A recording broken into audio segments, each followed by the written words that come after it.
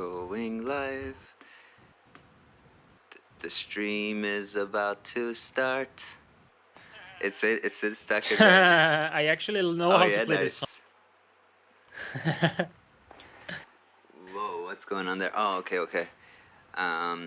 So hello everybody. Hopefully you see us and you see all this stuff and you see Leandro up there. And this is part 4 of JSFX. Is it part 4, part 3? It's one of the parts that are higher than 2 and lower than 5 of the JSFX scripting with Leandro. Leandro, how you doing? Good, and you? I'm alright. There's exactly a 100 hertz tone because I don't know, people are working outside, and I looked it up on an EQ and it's exactly 100 hertz, and it's been in my head. It's like a low end tinnitus, because that doesn't really happen with low end. It's usually a ee, but I've just been having a all morning. That reminds me of a very cool video about this samurai guitarist. Do you follow him on YouTube? Yeah, I used to, like not actively, but yeah, he's a funny dude. Yeah, he would turn his guitar amp on and he would hear a tone, a noise. And it didn't matter in which outlet he put the guitar amp, and he even had a battery-powered guitar amp, and it did exactly the same noise. So something odd was going on. So he has this series of videos in which he uses his music production skills to solve mysteries. That was one of the mysteries. Apparently, not to spoil it, but apparently he found like a real issue with the electrical grid because of this. Whoa, like of the city? Wow, Yeah. that's cool. Yeah, well, I'll tell you real quickly. We went to, do you know who Walter Murch is? I do not. He was the editor. He's one of the very few people that I at least know of who's an editor, like a film editor, but he's also a sound editor. So he does both video and sound, has won Oscars in both. He's done the sound for Apocalypse Now, which, you know, like one of the best sounding films ever and all of that. So he has a documentary where they kind of use sound to solve crimes, and like they try to they take old recordings that are barely intelligible by the ear and they try to kind of restore them. And these are like recordings that like CIA agents recorded from like a secret meeting in Iran or something like that. It's really cool. And they're trying to like restore them and just basically, and they're also trying to, they could see where like an audio recording that they received was edited and was redacted based on like clues. It was really cool. Yeah, that sounds like the kind of thing I would watch at like 1 a.m. when I cannot sleep. Yeah, exactly. I think I would totally be into I that. think the documentary never came out because it was supposed to come out in 2020. So I don't know if it did. COVID kind of made everything weird. And Bo is, by the way, you are not monitoring the chat, but I am. So Bo says, hi guys, hey Bo. And he asks about more EQ encoding today. I guess so. I guess we are going to go over the assignment, the homework, and then try to continue the game, or maybe we'll do something else. I don't know. What do we have in store, Aryan? Okay, so there, like I spent a lot of time kind of trying to work several things. Some of them worked, some of them totally failed. So let me show you the new EQ. Well, it has a GUI now, so that's nice. Just very simple text that kind of gives you instructions on what the deal is. And I figured out a lot of things that we could do, but not exactly how well they work. So one thing that I figured out, for example, is this. Let's bring this just to a new track. Okay. So there is a way for you to do a drop-down menu, and when you change the drop-down menu, another drop-down menu changes like this. So if I'm at easy, it says easy guess and it's high shelf, low shelf. If I go medium, it's medium guess and it's now lows, low mids, highs. Which is really cool. And I thought, well, this is awesome. Then we can make something like choose your difficulty. Then that changes the rest of the parameters. And we can have all the difficulties in one plugin. But it doesn't really exactly work, or I don't understand how it works. And probably the latter is. You have surpassed the master. I don't know how to do that. Yeah, and it's a new thing. So it's a new update. There's this new function called slider show. It was introduced in 6.23.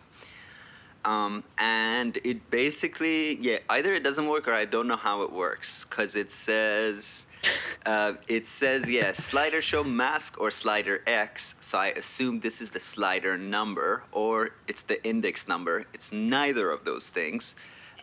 It's not. When they say mask, masking is this concept in computer science, particularly in low-level languages like C.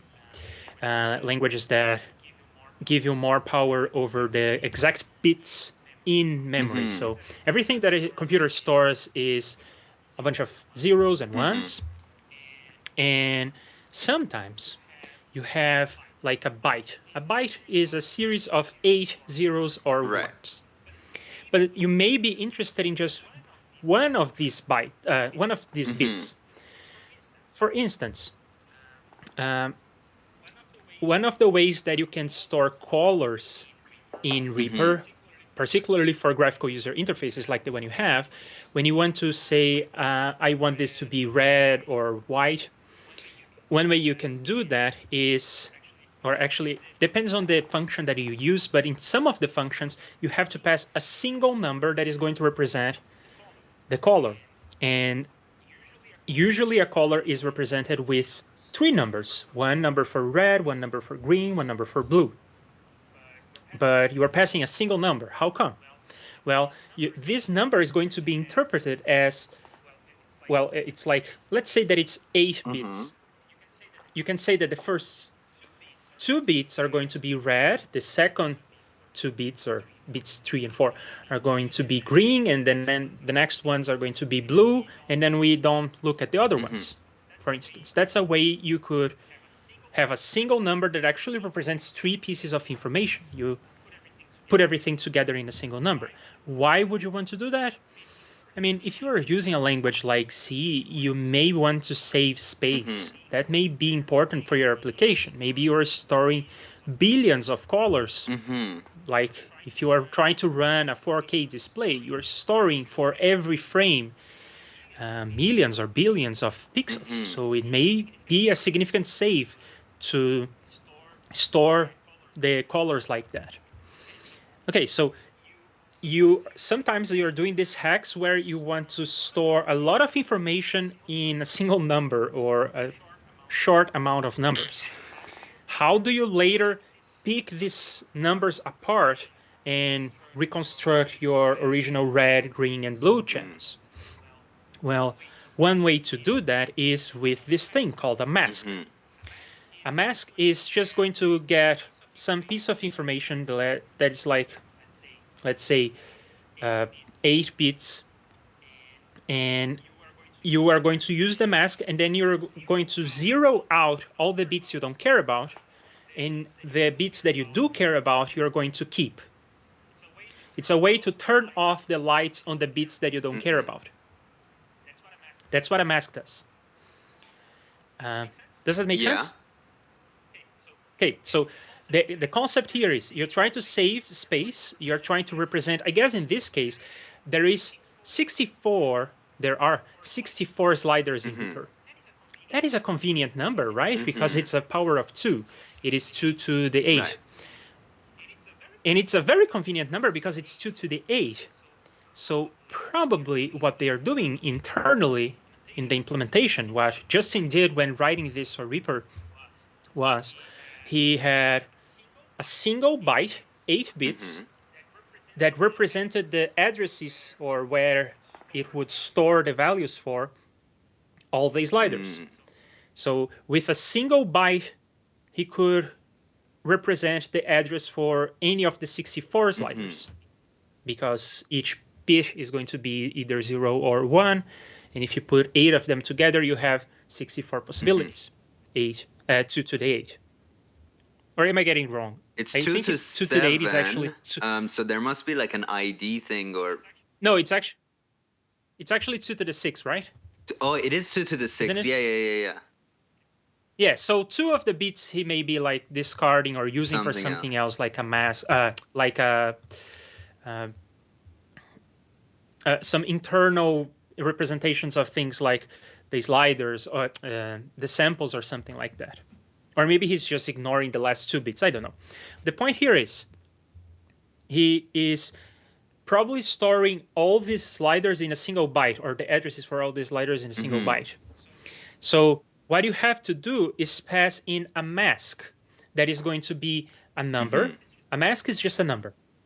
But this number is going to be probably between 0 and 256, because 256 is actually 2 to the 8. I was misspeaking this whole time. So it's going to be a number that is probably going to be between 0 and 2 to the 8 or to the 6, I don't know. But this number is going to be interpreted as not a slider number. So if you say the number 5, it's not going to be the slider number 5. What it's going to do internally is to see the representation of the number 5 in binary. And it's going to be a series of zeros and ones. And then for each slider, or for each of these bits that is the number 1, you're going to show the slider. And for each of the bits that is going to be a number 0, it's going to hide the sliders. I think that's what this means. So there is a lot of context into this mask. When they say mask, they mean this whole thing. There is a whole backstory. So another way of putting this is you can imagine that you have all your sliders in front of you as like switches, and you want to turn on and off the sliders with a bunch of switches. Each of these switches is going to be represented with a 0 or a 1. Does that make sense? Yeah. So do you want to play around with this? We can put some code in the init. We can have maybe on this effect that you have, or if you want to just have a separate effect to play around with this, you can create a quick effect where you have a bunch of sliders. Yeah. And we can play around with this. Yeah, this one is the one where I basically like I copied the code over, but I eventually broke the whole code. So this is our playground. This is not this one. With that, I'll show you some stuff as well. So what I figured out so far, and it's weird, at least I had 3 sliders. I was like, let's figure these out. Basically, this show is 0 to hide, 1 to show, -1 to toggle. So if I choose, well, let's open this EQ actually, because this is not the EQ. This is the EQ. It's weird. So basically, so difficulty is your first slider. If I set that to easy, difficulty will be 0. It will show slider 1, and it'll show slider 2. For some reason, and then, okay, difficulty is 1, which is medium. Then it will show slider 1, which is difficulty high slider 2. And for some reason, if you say show slider 3, it won't show this medium guess slider. But I just randomly figured out from like trying every number possible that if you choose slider 4, that it will choose slider 3. But yes, so sorry, go ahead. So you probably know what the answer to this is, but if I add another slider now and call this slider 4, the whole thing breaks and just behaves weirdly. Okay. So something that people need to know is that baby is on the hospital now, so I am answering messages from my wife. I am not like ignoring you all, but that's kind of important, so I have to answer. But yeah, so you can have like 64 sliders, and you can use this slider show function all this is a guess, okay? I have never used Mm-hmm. slider show myself. I didn't even know it existed up to now. But I believe the way that this slider show function is going to work is you can use it in two Mm-hmm. ways. One is the easy way. You can say literally slider 4, slider 3. Instead of saying 1, 2, and 4, you can say slider Mm-hmm. 1, slider 2, slider 3. And that I think will work. Mm. But I believe we can also use this mask. If we wanted, we could show sliders 1 and 2 in a single line. And we Oh. could hide all the sliders in a single line because we can pass a mask that will be turn on sliders 1, 5, and 15. And then we would pass another mask that is turn off sliders 17, 64, and 38. So we could do that in a single line, and we could come up with that mask Uh-huh. to do that for us. So we're doing that. And It's not like, oh, check this list and you'll see which slider number corresponds to which mask. You gotta pass that mask. You gotta write the mask yourself. yeah, so if you want to use the slider names, so you cannot pass numbers like difficulty is a variable in our program. Don't pass that variable because that variable represents, it's going to be a number between 0 and 3. And if you pass that number will be interpreted as a mask. So that will not work. But it's kind of cool that we can do that because you could come up with a slider and you can use the value from the slider to change which sliders are showing up. It's kind of crazy, but you can do that. But let's not use difficulty and filter type guess and so forth as parameters to slider show. But what we can do is use slider 1, slider 2, slider 3, literally. Okay. Slider 1, slider 2, slider 3. That will work. And that will work when you add 4 sliders. You can say slider 3 there. And that will work just fine. Let me write all of them in. The fact that it's red, that's good, right? It's like, oh, I know what you're talking about. When the color changes, I'm like, yes. Okay, I didn't mistype. Yes. So if I go easy guess, medium, now it stays. So let's go like hard, nothing happens. But if I go back to medium, now it just stays on easy. Let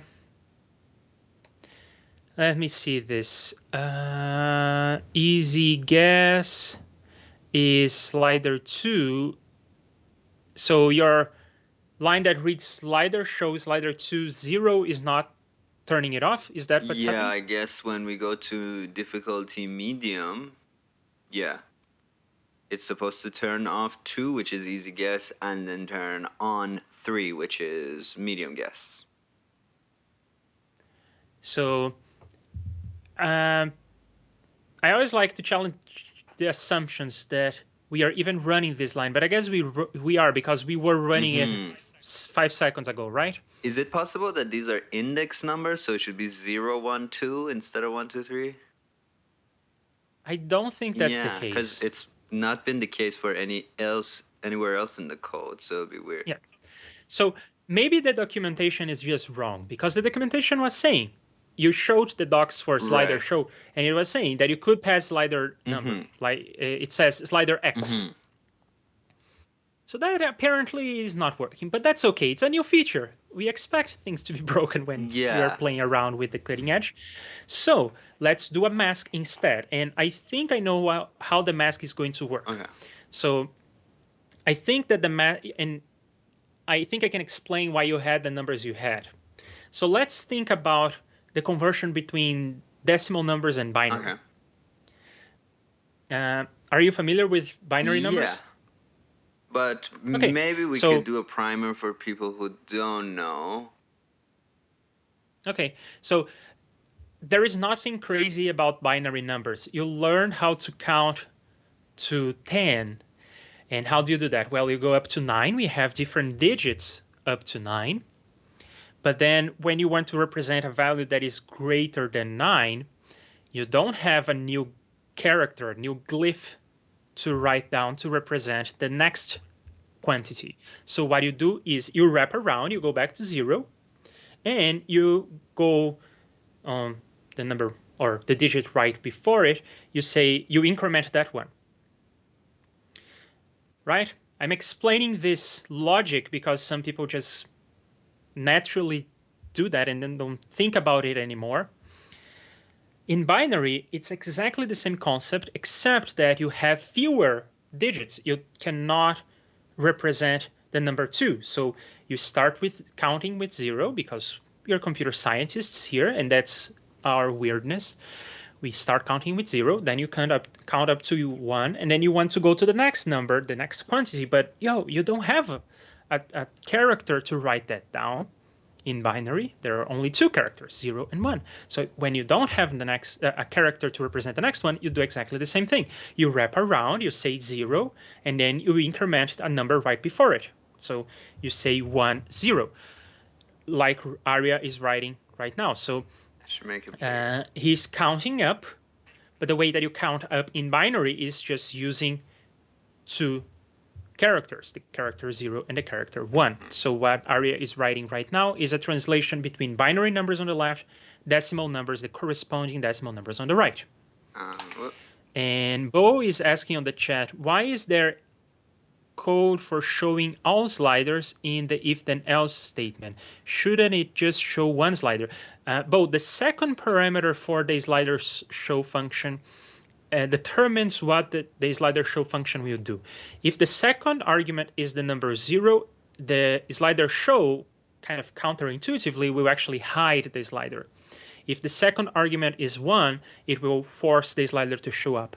And if the second argument is -1, it will toggle. So if the slider is showing, it will hide. If the slider is hiding, it will show.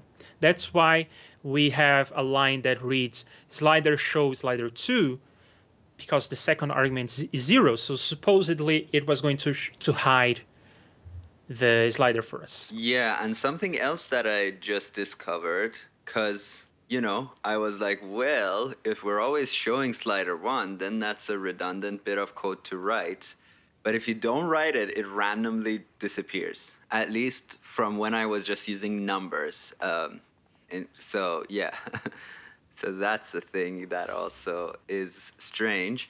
And I mean, so I'm really curious to kind of know about bit masking and how to create it, but also the actual EQ, the non-experimental one, doesn't use this system just because I couldn't figure it out. And instead I thought, okay, we'll have like 4 JSFX. One is easy mode, one is medium mode, one is hard, and one is, well, the last difficulty is called Clear Mountain, because Bob Clear Mountain is like a good producer. Best EQ in the world, I would say. Yeah, I don't know what you're talking about there.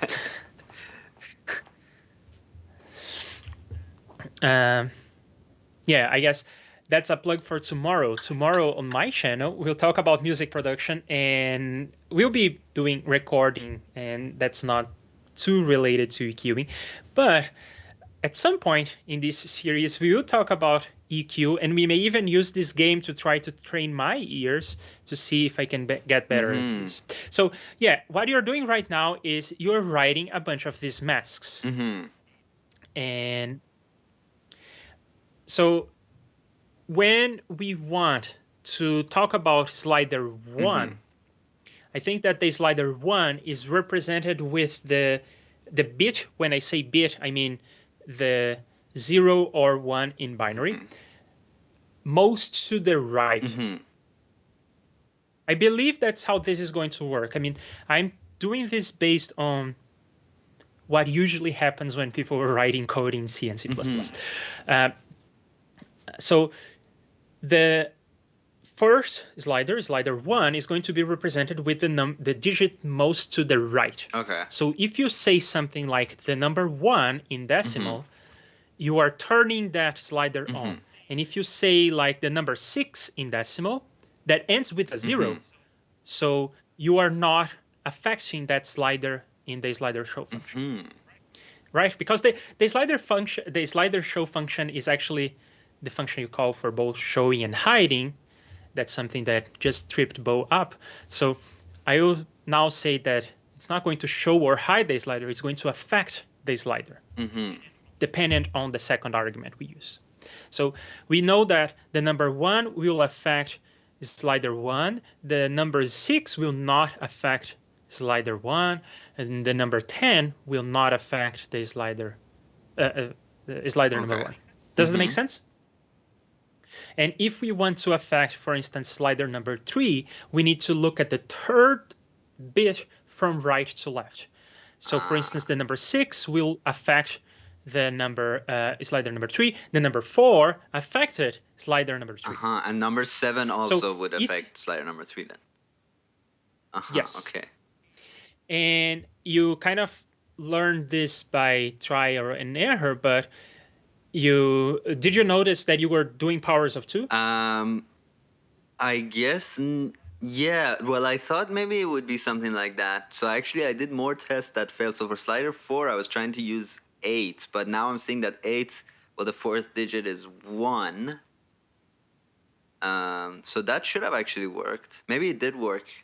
I don't know. I was, and here's something I learned. Do not smoke weed and try to code. You will have good ideas, but you will break the code, and the logic gets all messed up. So yeah, I don't remember what happened when I used 8, but yeah, long story short, now I get it, and before I hadn't gotten it yet. I mean, I have never tried it myself, but I don't think it's a bad idea to do that. I mean, you get some ideas and you break some stuff, and then you fix the stuff you broke, but you will have the ideas you had. Yeah. And that they could be cool ideas. It wasn't so bad.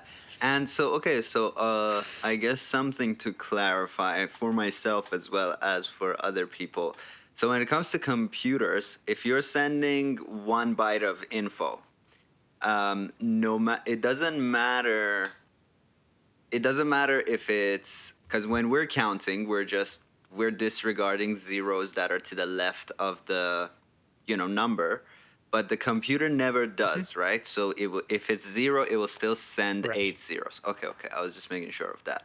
So cool. Yeah, in fact, I think that in JSFX, it's not going to send 8 zeros or 8 digits. I think it's going to send 64. And that I don't think will matter in most cases, but I think that's what it's going to do. Oh, in fact, no, that's not what it's going to do, because the numbers are not just... The translation that we are doing right now is for integers, but in many cases we want to talk about numbers that are fractional, right? All the samples are between -1 and 1, so we talk about numbers like 0.5. And it's a whole can of worms of how you represent those kinds of numbers in binary. And we'll not get there, but you may have heard this name before. It's called a floating point. Yeah, big. Have you heard this name? Big Max MSP concept, yeah. Yeah, and when you go to MIDI, audio MIDI setup we did that last time on my stream on Wednesday, and you go there and it says that it's representing a sample with 32 bits floating point. It's a term that comes up, and a floating point is just a binary representation of a decimal number. Yeah, so I think that all numbers in JSFX are in fact floating points. But that's way beyond our point here.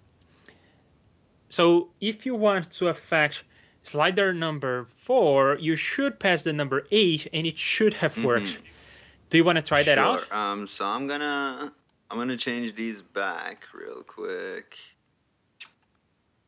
And while you do that, I'm going to check the JSFX documentation, because I am pretty sure there is some special syntax to write masks in binary, and then you don't have to do the translation we are doing on text edit. Yeah. So let's do 8-1, and this will be 4-0, and just to test, let's do 4-1 and do slider show 80. So it's cool, I guess, because it's kind of like you're looking at a switchboard. You have 8 numbers, and yeah. So if you want, for example, sliders 1 and 4 to show, then you pass them the number 9, and that will show 1 and 4 and nothing else. But yeah, I guess like, you know, to get to 8 bits of 1, 1, 1, 1, 1, 1, it's a lot of numbers, which I'm sure there's a binary. I mean, there is binary to decimal calculator. It must be soups easy. Yes. The calculator that comes with macOS actually has support for that. Mm-hmm. You have to go into like advanced mode or computer scientist mode, but it does support that, yes. Yeah, so I am looking at the docs for JSFX, and there are interesting things we can look at. Go to the documentation. It's on the ReaFIR website. Mm-hmm. There it is, and main JSFX program reference. And then go to, I guess it is under basic code reference. Click on basic code reference. Okay. Yeah, so I guess we are interested in the 4 last bullet points. So numbers are in normal decimal, but you can prefix a number with a $sign, and they will be hexadecimal. So what is hexadecimal for people who don't know? It is another way of representing numbers or quantities. And instead of having 10 characters like we have in decimal, or 2 characters like we have in binary, we have 16 characters. So when we run out of characters, the numeric characters, like when we run up to 9, the next one is going to be the letter A, and then B and C up to F. And then you have 16 characters, but you still use the same logic. If you want to count, you go 0, 1, 2, 3, blah, blah, blah, 9A. So A stands for what in decimal we call the number 10. That's the same quantity, but written in a different way. And then 11 and 12 and blah, blah, blah, up to 15. 15 is the letter F. But what if you want to represent the quantity 16? Well, you cannot just use the letter G. It's hexadecimal. It's not 17 decimal. So, or not septadecimal. It's not septadecimal. It's hexadecimal. So you wrap around, F becomes 0, and you put a 1 next to it. And then you go down this same loop again, like Arya is doing the translation for us. So what is the point of using hexadecimal, and why do computer scientists like hexadecimal? Well, because 16 is a power of 2, so with a single hexadecimal number, you can represent 4, that's 2 to the 4 is 16. You can represent 4 bits. You can represent 4 binary numbers. In fact, how would you write the number 15 in binary? It is 1, 1. Yeah, I used to be able to do it like offhand. It is, but I don't. It's 10,000 essentially, right? No, 15 is 1111. Oh, okay. You use 4 bits. You use 4 digits. Yeah. So that's why I say that a single hexadecimal digit represents, or is equivalent to 4 binary digits. There you go. Yeah. That's it. So 10,000 or 10,000 is 16 hexadecimal. Okay, so that's why computer scientists like to use hexadecimal in some places, because a single hexadecimal digit is a more compact form of writing 4 binary numbers. And that saves a lot of space and also makes things easier to read, because a long series of zeros and ones makes absolutely no sense. A long series of hexadecimal numbers may make a little bit more sense. Also, another fun thing about hexadecimal is that because it uses the letters A to F, you can write some words in hexadecimal. They are like in the ReaFIR docs, it says dead beef, and dead beef is a hexadecimal number because it only uses the words, the letters up to F in the alphabet. Fatty. Yes, and some computer scientists have sometimes barbecues, and they invite with a hexadecimal number dead beef. That's cool. Being vegan, I am against that. I'm completely in favor of that eggplant, but unfortunately that is not hexadecimal. Okay, so if you want to write a mask in hexadecimal, you can do that using the $sign. Or it can also use the traditional C syntax, which is not a $sign, it's 0x. So you can say 0x that beef, for instance. And then the next bullet points, so that's one way we can write our mask. Next, you may specify the ASCII value of a character using that blah, blah, blah. We don't care about characters right now. Next bullet point, if you wish to generate a mask of 1 bit in integer, we want that. That's exactly what we want. You can use $sign and then a tilde. Yeah, looks like it. That is a crazy piece of syntax. But okay, we can use $sign, tilde, and then a number. For example, $sign, tilde 7 is 127. What? Where are these numbers coming from? Well, if you want a mask that is just a bunch of ones, so I guess maybe that's not exactly what we want. If you want a mask that is just a bunch of ones, you don't want to turn on sliders 1 and 5 and turn off sliders 2 and 3. No, you want to turn on sliders from 1 to 7.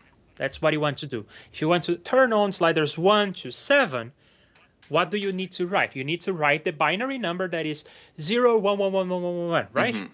What is that number in decimal? It is 127.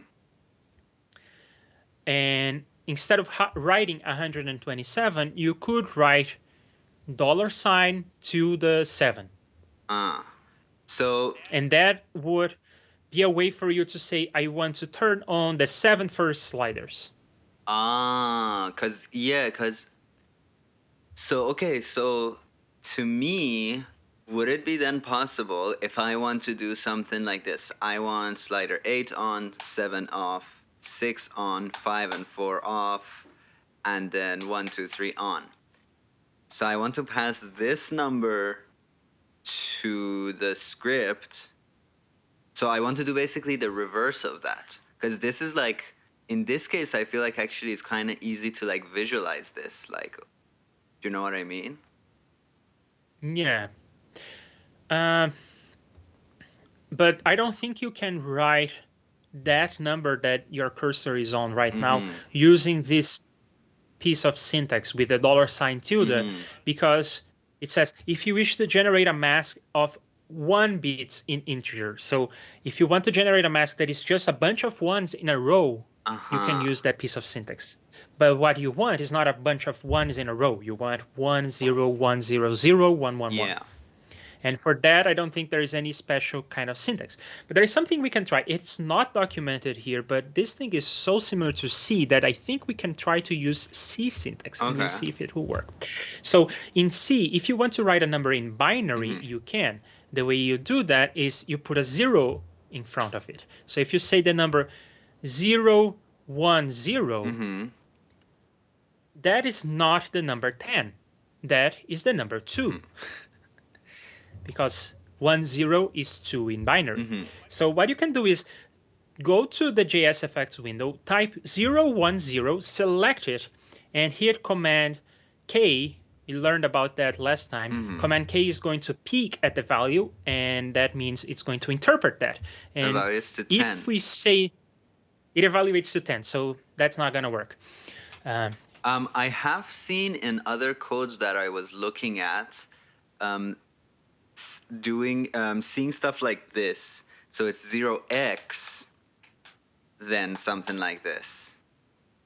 That is hexadecimal. That's what the doc was talking about. Cool. So that's... Yeah, that's the traditional C syntax. Instead of using $, a bunch of numbers, you use use 0x and then a bunch of numbers. Okay. Yeah, so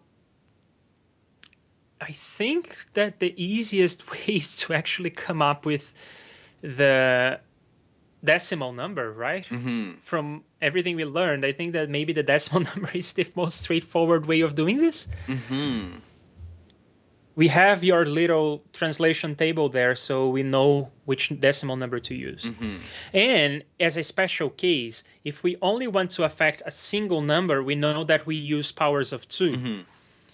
So if we want to affect slider 3, we know that we will need the number 4, which is 2 to the power of 3 minus 1.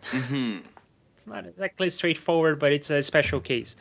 We know that we want powers of 2 if we want to affect a single slider. Also, another thing I was wondering, it's been a while since I did this, but okay. So this will generate a number where all the first 7 bits of data are 1. We take that number and we take away this from it. So it'll be like $tilde7 minus $tilde4. Will that not turn these 4 digits to 0?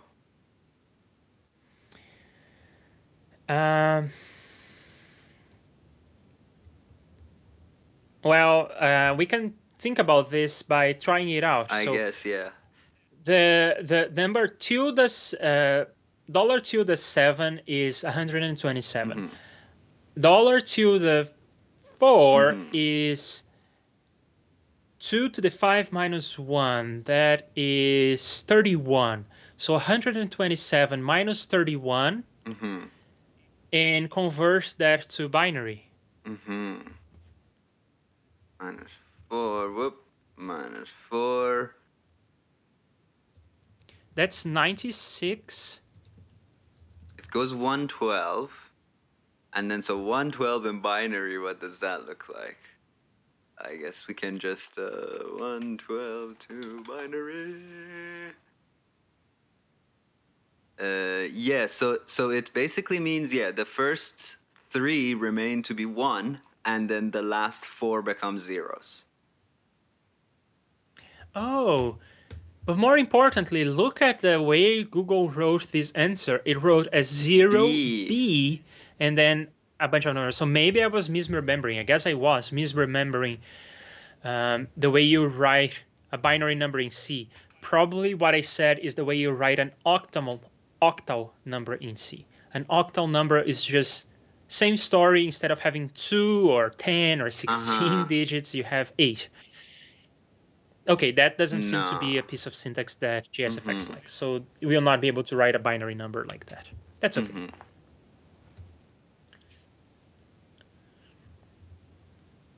Okay, so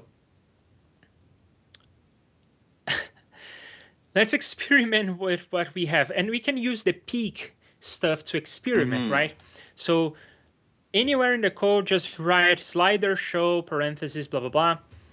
And let's say that we want to turn on some sliders.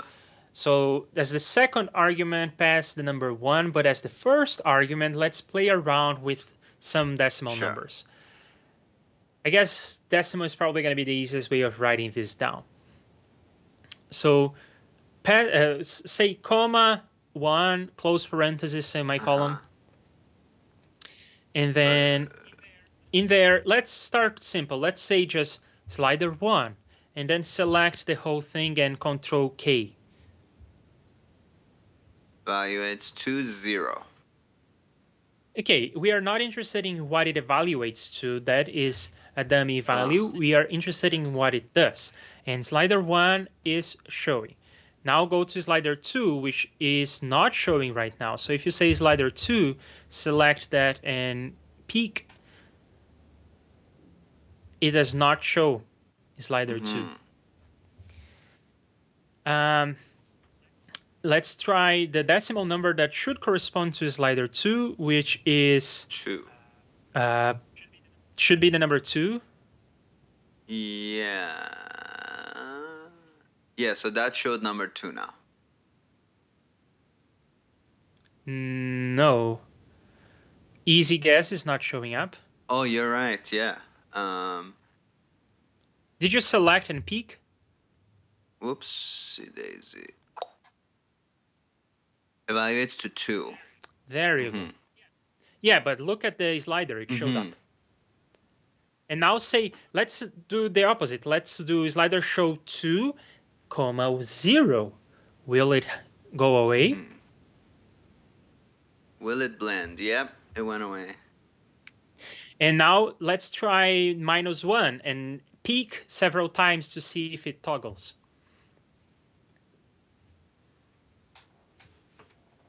Beautiful, yeah. It does.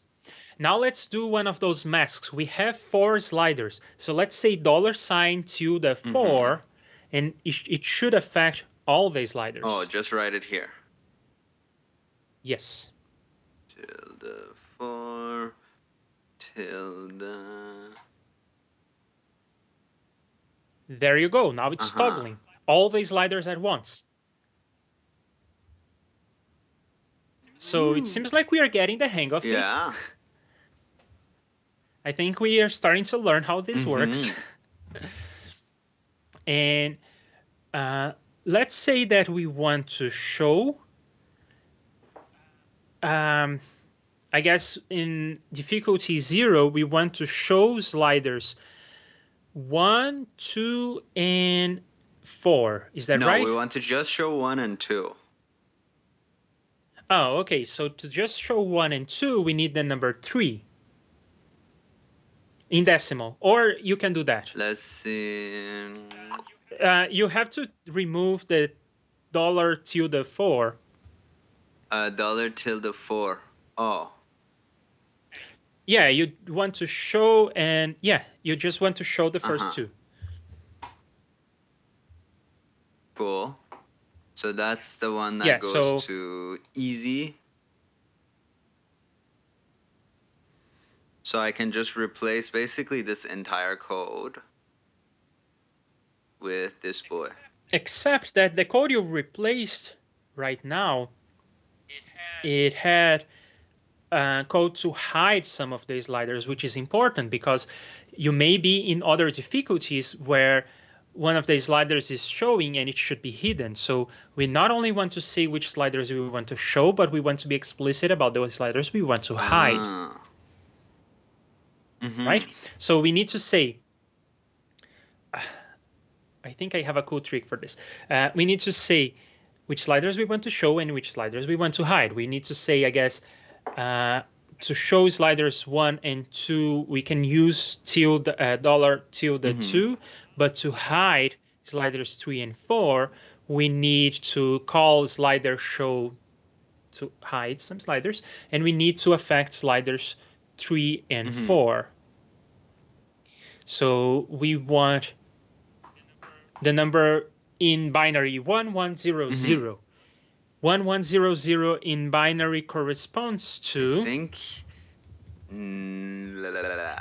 I'm Googling this, I don't know, to the number 12. So we say slider show 12.0. That will hide sliders 3 and 4. Slider show 12.0. Can I peek 2 lines at the same time? Yes, select 2 lines and peek. Shiplapse. Yep. There you go. It worked. Bob's your uncle. Now I want to try a cool trick. Okay, go on. Hang on. There is something I need to check. Okay. This is gonna be crazy, okay? Are you ready to try some cool binary trickery? Yeah, I love binary. This is what you need to do. Instead of 12, let's do this. I'm going to say what you need to type, and then I'm going to try to explain if it works. $4.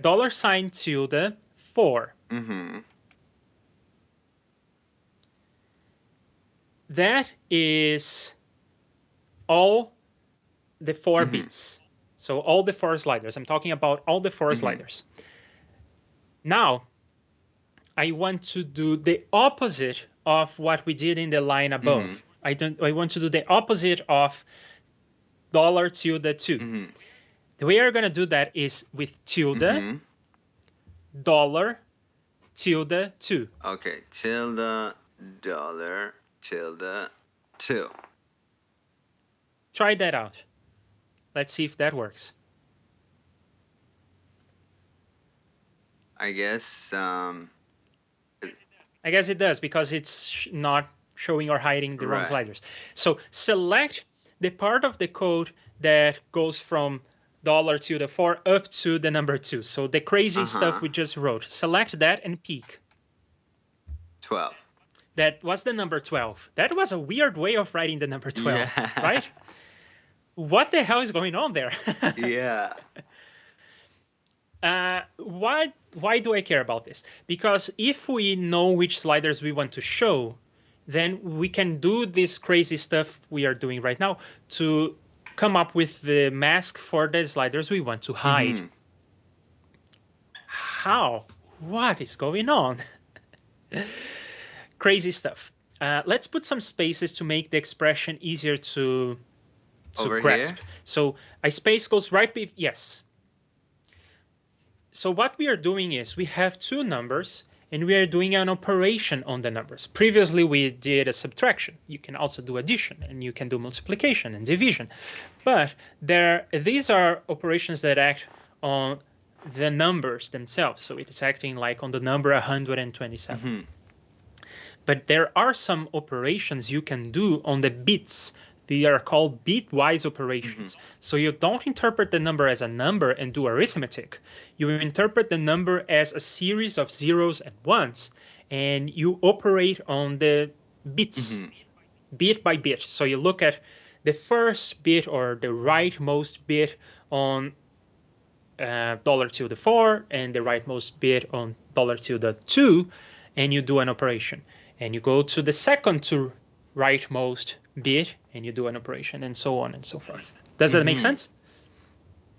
Okay, so what kinds of operations can we do?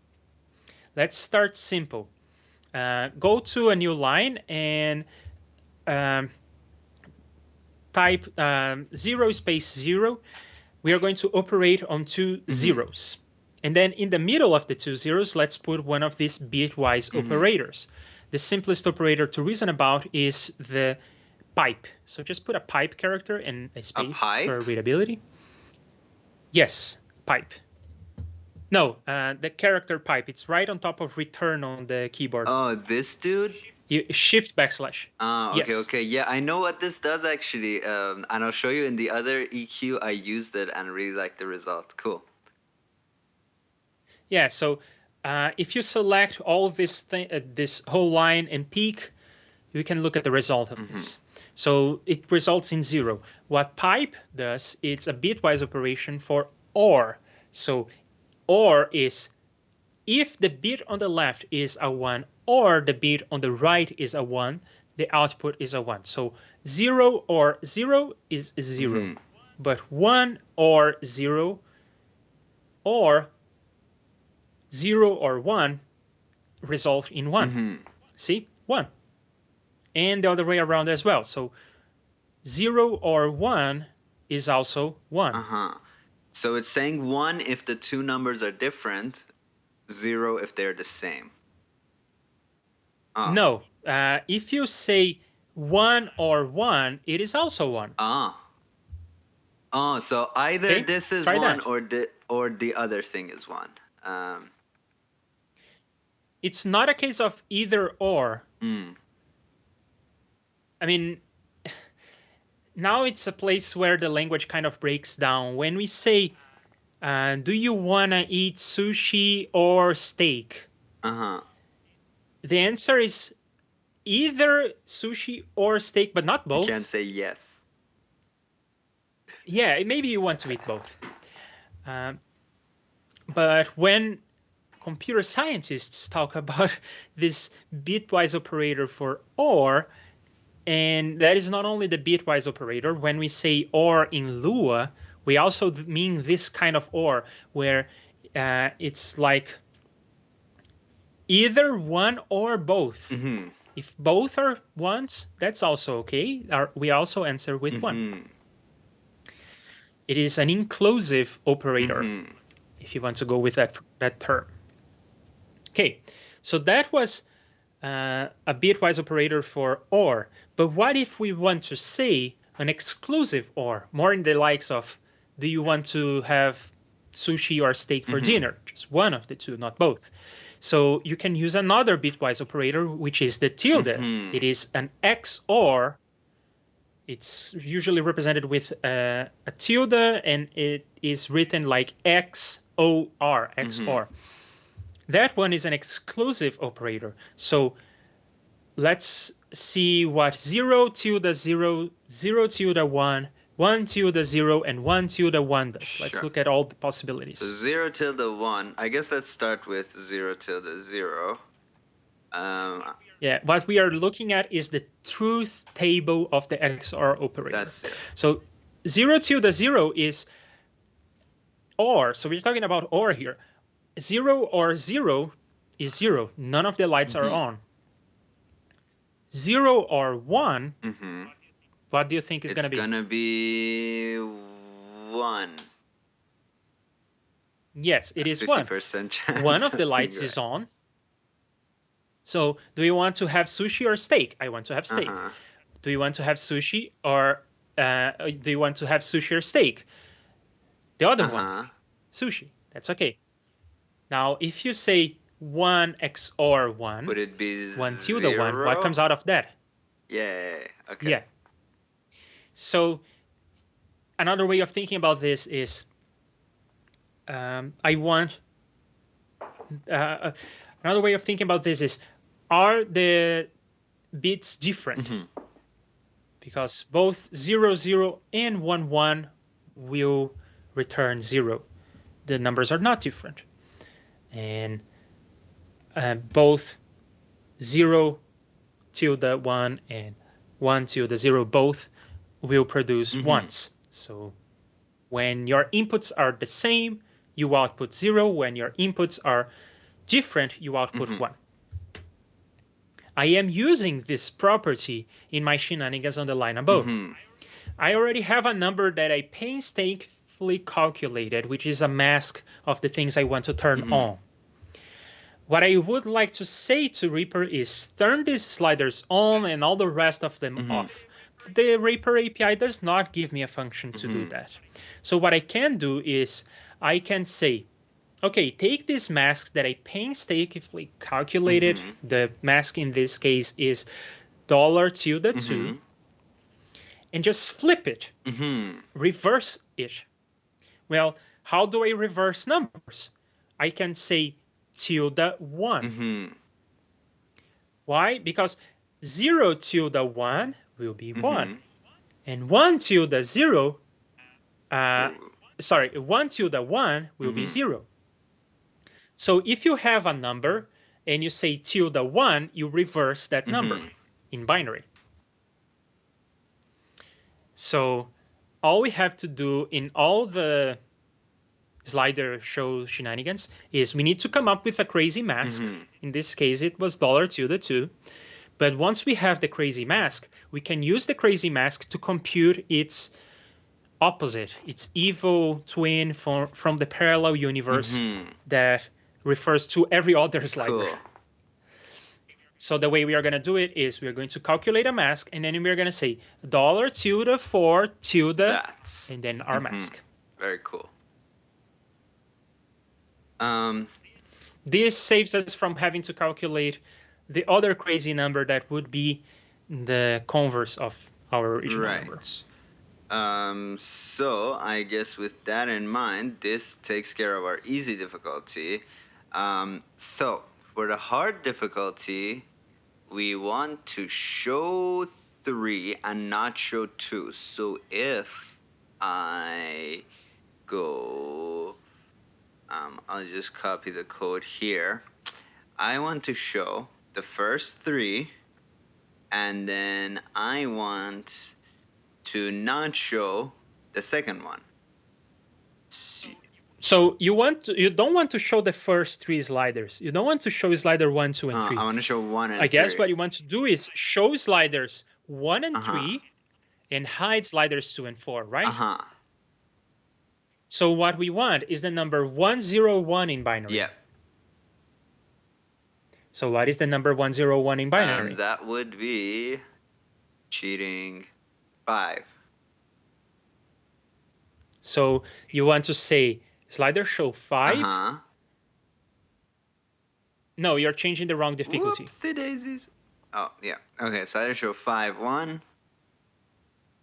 And then replace on the next line the dollar to the 2 with 5.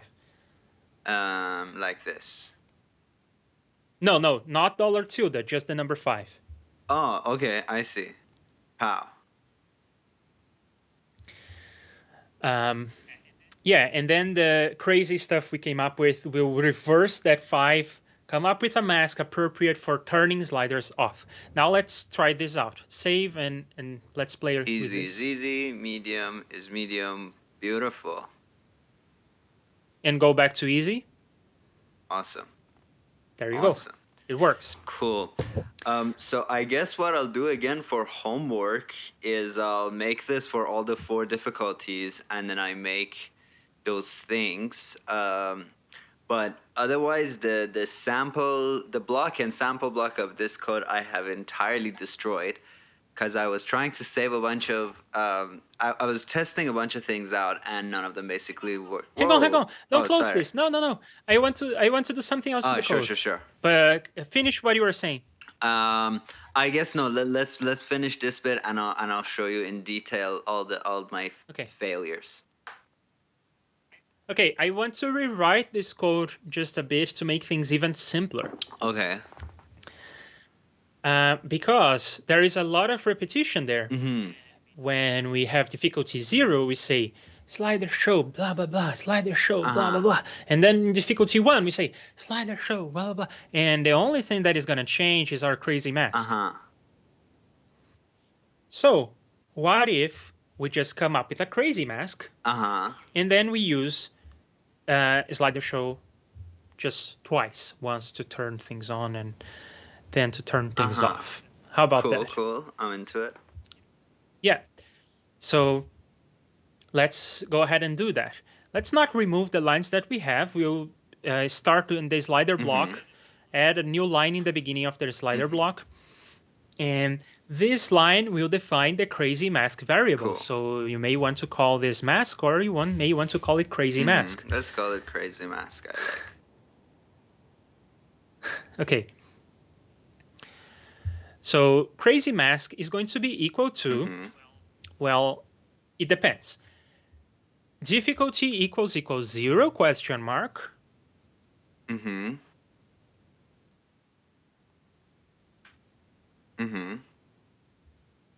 If difficulty is 0, our crazy mask is $2. That's what we learned from the lines below. I don't think you need the parentheses this time, though. I don't think they hurt, but I don't think you need them. And then column, which means else, difficulty equals 1, question mark. Difficulty equals 0, 1, question mark, 5. Then in that case, our mask is 5. And then the other case you do later, I guess. I'll figure that out.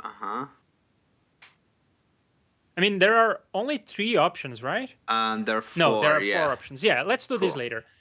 You can come up with this later. So, and then a column at the end, you have like column and nothing for now, the same way you had on the other version. Semicolon, and there you go. In a single line, we have defined our crazy mask. And then on the next line, we can say slider show crazy mask 1. Okay. Sorry, what? Slider show crazy mask 1. and then slider show, and then we need to do the crazy trick. So $, tilde, for, tilde, crazy mask, 0, comma 0. Cool. Very nice. Comma 0, shablaps.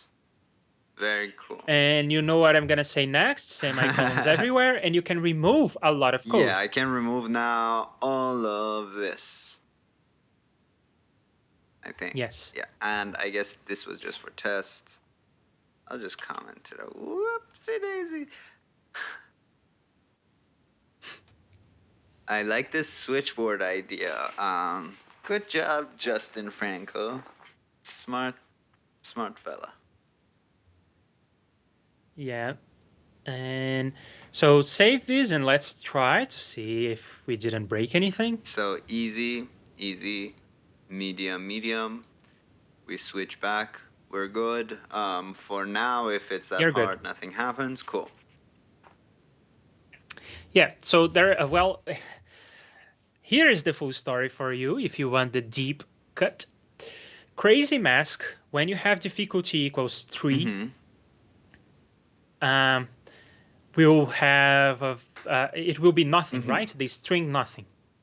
But I said that in JSFX, all the variables are numbers, and then we have some text, a string in there. What's going on?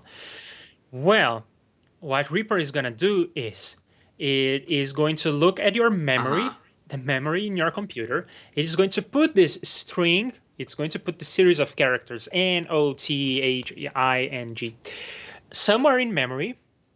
And it's going to say, oh, this place in memory has address 01101110110. And then it's going to say, okay, crazy mask is that address.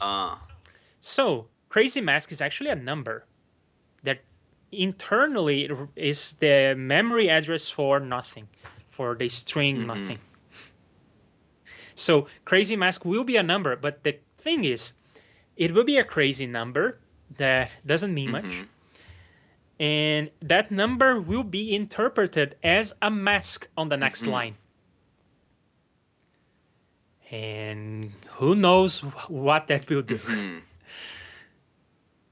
That is a source of many bugs in languages like C, where you have this kind of access to the low-level bits.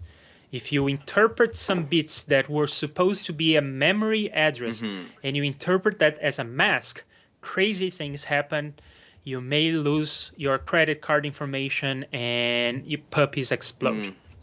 That's just what happens. Good thing I don't have a puppy. Yeah. Cool. Okay, so can we make this even more readable? I think that this is more readable than the thing we had before. Yeah, absolutely. Right? Yeah, can we make this even more readable? Yes, I think we can. We'll look at the OR operator, right? The bitwise OR operator. So we can leverage the OR operator to combine some things.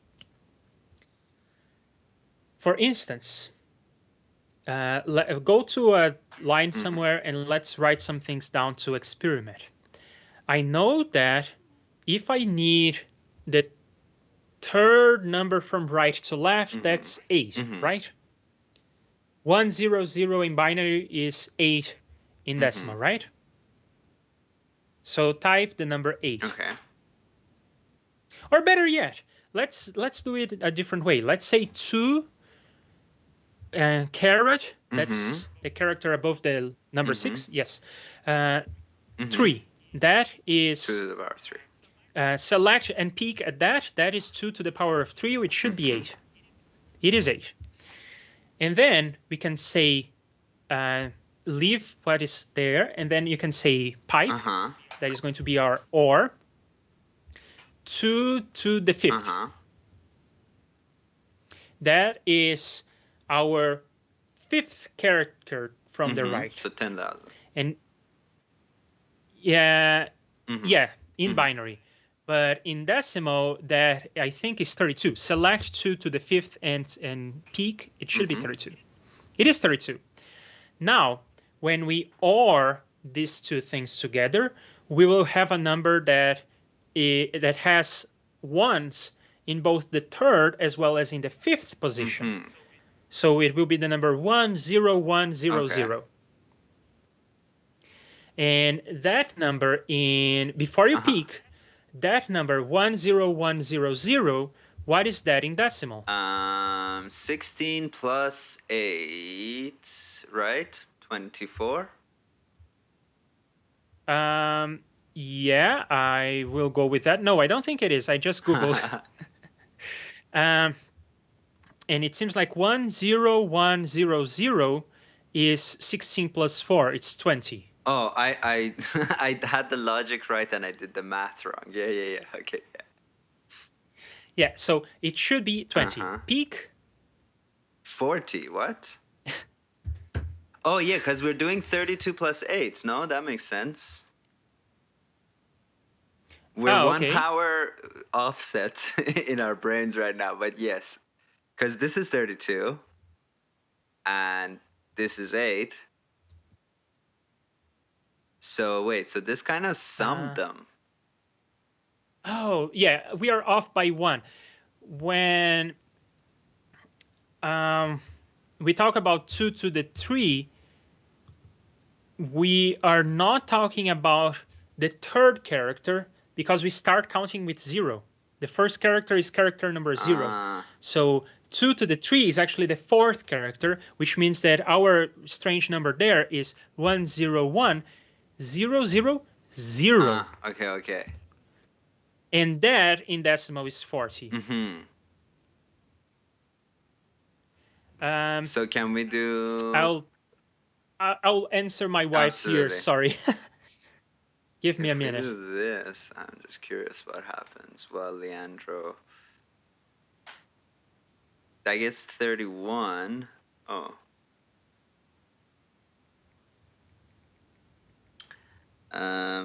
Anything going on in the chat? No, not really. Okay, I answered my wife. I may have to go to the hospital, but we'll see. Yeah, so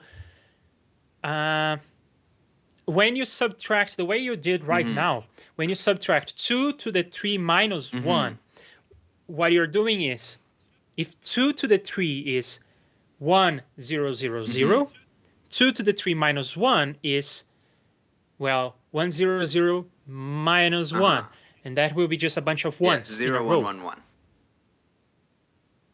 So when you say $2, that means 2 to the 2 minus 1. It's just another way of writing 2 to the 2 minus 1. $2 is... Say again, sorry. 2 to the power of 2 minus 1? Cool. Yes. Let's see if I am right. Peek at both of these values and let's see if I'm right. That's 3. That is the number 3. Beautiful. That's the number 3. Okay. Yeah, so this weird syntax with $2 is just another way of writing 2 to the power of whatever minus 1. Which I guess is useful in many cases.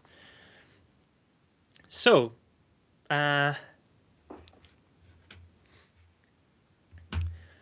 okay, so we now know that we can use a pipe to put together some binary numbers, right?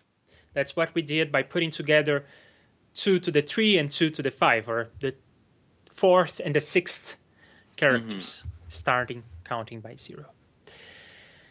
Now, we can say we want to turn on sliders 1 and 2 by doing 2 to the 0 or 2 to the 1. Do you see what I mean? No. Okay, so when you want to talk about slider 1, remember that we start counting at 0. Right. So you say 2 to the 0. That's 0. That represents slider 1. So if you want to turn on sliders 1 and 3, what you say is 2 to the 0, pipe 2 to the 2. 2 to the 2. Okay. Yeah. And when you do that, I think that if you peek at that, you will have the number 5, which is the crazy number we came up. Cool. Yes, which is 101, and that is the crazy mask we used for difficulty 1. So we got that logic right. But there is an even crazier way of writing this, which I think is even more expressive. Instead of saying 2 to the something, you can say 1, just the number 1. And there is another binary operator that you can use to shift a number around. You can think of just taking your binary numbers and just pushing them to the left or to the right. And when you push the number, you pad whatever is left with zeros. So instead of another way of writing 2 to the 2 is saying 1, shift to the left a bunch of characters, a bunch of digits. So you can say 1, and then the operator is to go to the left, to shift to the left, which is what we want to do, is less than,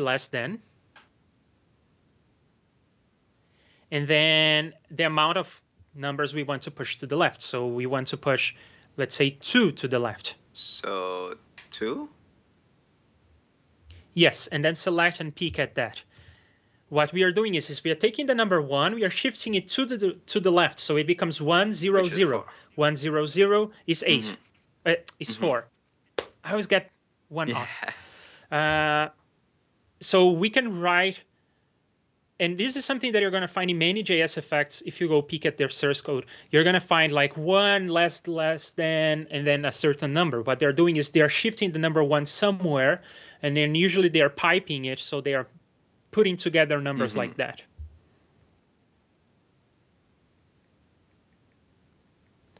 I'm answering the phone, sorry.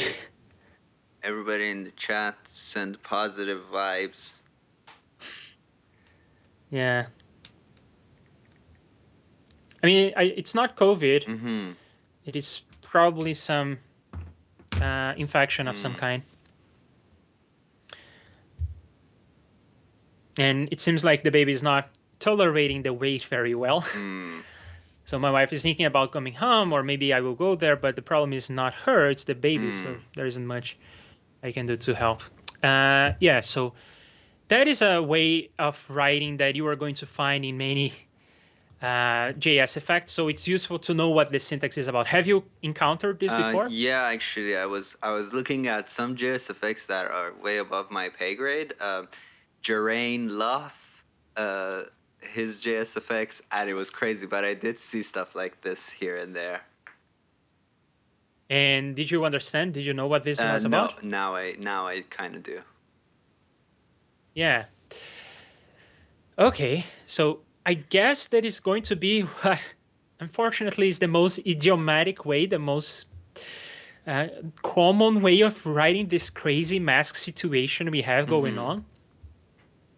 So yeah, what we can do when we want to talk about sliders 1 and 3 is we say 1 less than 0, 1 less than 2.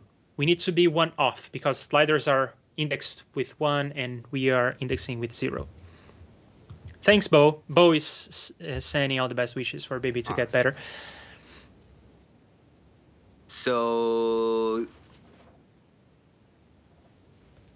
okay, so that will be the first one will be on.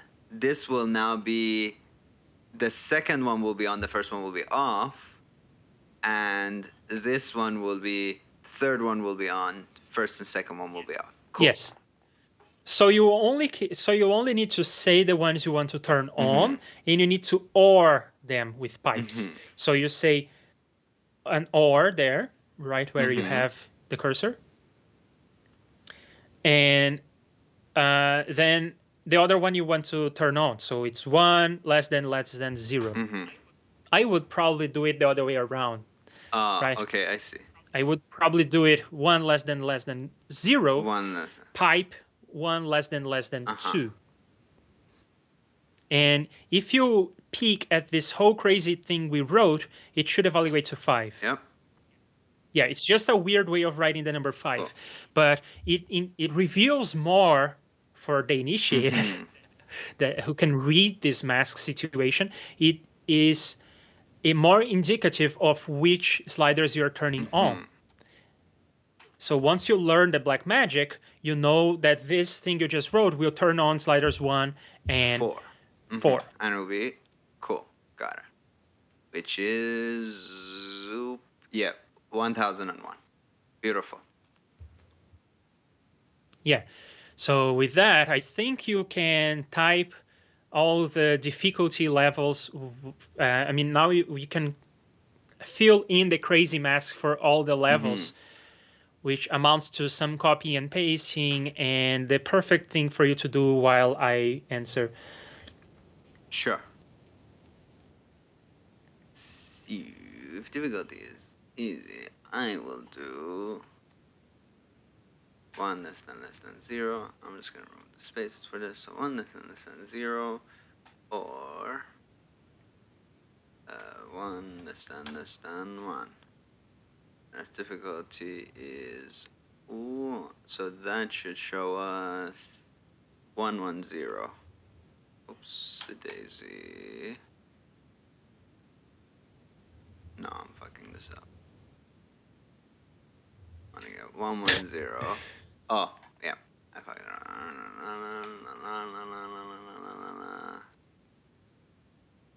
Nope, I still fucked this up. I want to just get to. Oh, I was doing it right. Is it that the syntax is weird? Yeah, cool.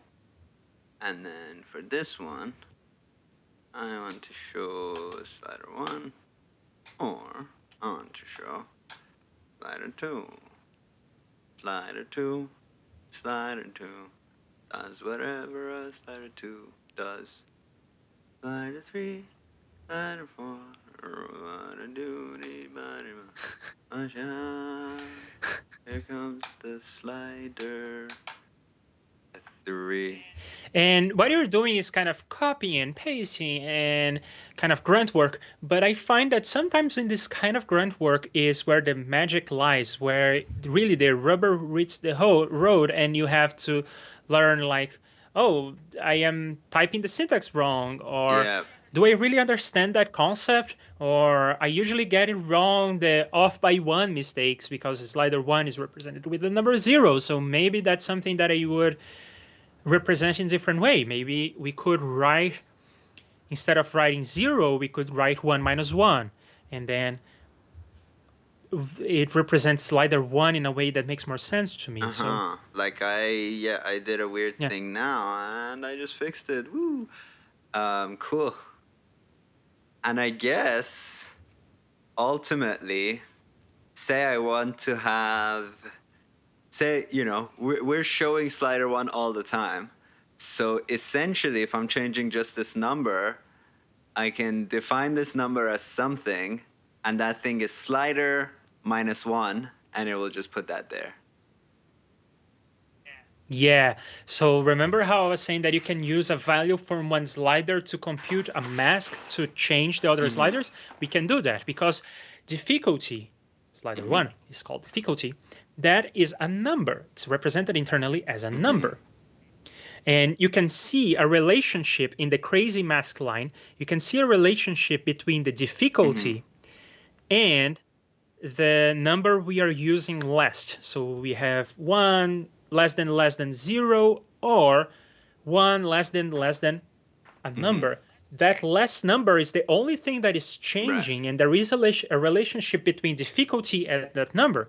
Namely, what is the relationship? Whatever the slider is, that number is 1 less. Exactly. So you could do something like slider show, and we don't ever change slider 1.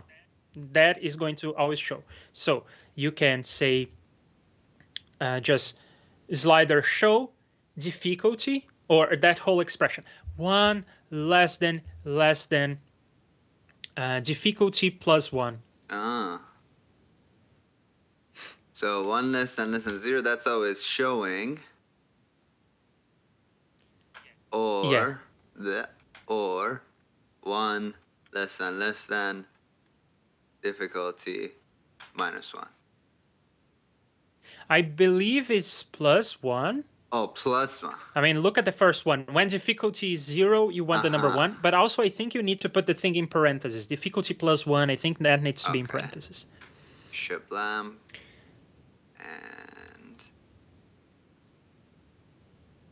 And then there is still some things going on with the crazy mask. You're still defining the crazy mask variable, and you're using it on the next line. So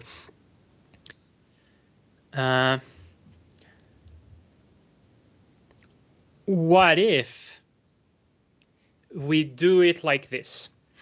1 is always showing. What if we hide all the sliders that are not slider 1, and then on the next line we show the one that we need to show, the slider that we want to show? So how do we hide all the sliders? We don't want to hide the first slider. We only want to hide all the other sliders. So we just pad, like we just need 0, 0, 0, 0, 0,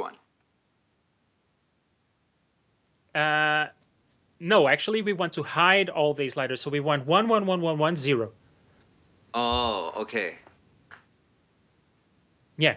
So what we want is a series of 3 ones. Why? Because we have 3 sliders we want to hide. How do we represent 3 ones in a row? $tilde3. And then we want to shift that whole thing to the left by 1. So you can say slider show $3 less than 1. And that's how people come up with the crazy shit that they write. And then I say 0. Yes. And then, and that's the kind of thing that in a few days you're going to look at this and you're going to say, what? Yeah. Put a semicolon, and then you can delete a bunch of stuff. You can delete the crazy mask line. All of it, or just this much of it? Yeah, you can delete everything in there. We are not using the crazy mask anymore. You can delete the next line, which is actually part of the previous line. You just put a new line there, but it was part of the previous line. So you can delete that. You can delete the line that uses crazy mask. Yeah. It's no longer defined. You can delete that line. And very importantly, we need to reverse these lines. We want to hide all the sliders and then only show the slider that we care about. Boom. Okay. Save that, and it seems like we have a syntax error somewhere. Okay. Must be a semicolon. Oh, it's this stuff up here. I'm just gonna... Do you hear that? Yeah, I'll take that. I see you in a moment. So, yeah, our easy and even our hard guess is now hard. That's beautiful. And even just to test things, I'm gonna write a slider 5.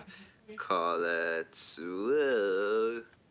Clear Mountain, and I will just for now give it a few values. We will come and hammer these out. Test 3, test 4, test 5. One of these squiggly boys, one of these boys, and Clear Mountain. Yes, and I'll save all of this. And now if I choose easy, what did I break? Now Clear Mountain will always show because we did that. So now we added a new slider, so all we gotta do is this. Yeah, I think so. Shablam, shabloom, shabloinks. Beautiful. Very nice. And Bob Clear Mountain is your uncle. That's true. I didn't even notice. There's a lot of Bobs that are really good at audio. You got your Bob Cats, Bob Clear Mountain, my Uncle Bob. I don't have an Uncle Bob.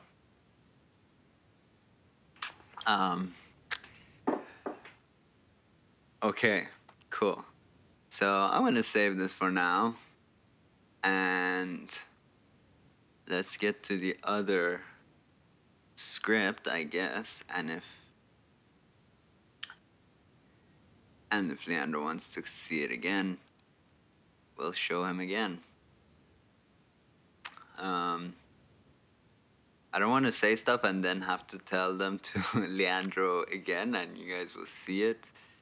So oh,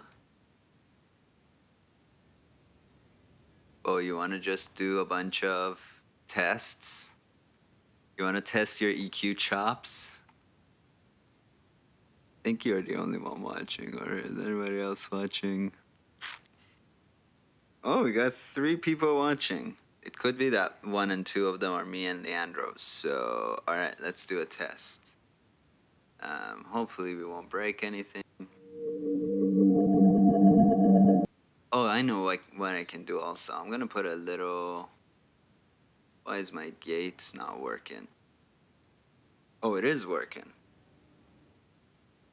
The gate is working, but I still hear a shite ton of noise. Oh, maybe that's just coming from Leandro. Okay. I guess we tell Leandro to put a gate on there, on his voice as well. All right.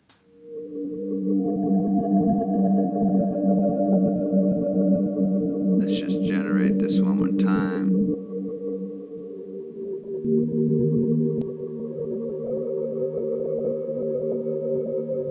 So this one's, you know, the low went away. That's a low. And then once it changes, you can say generate a new one.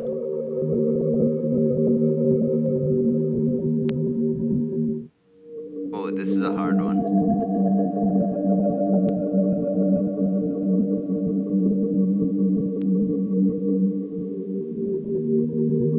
That must be a really high shelf. Yay.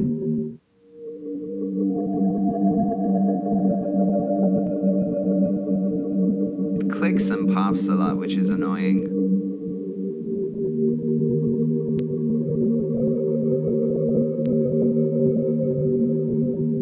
I think that's so high. So the easy mode actually gets pretty difficult if you use anything that doesn't have a lot of high-end info on it. So if I go to this bad boy, bleep bleep bloop blam, and I bypass this and I play this thing already doesn't have like a crazy amount of, I guess I should put this on the track.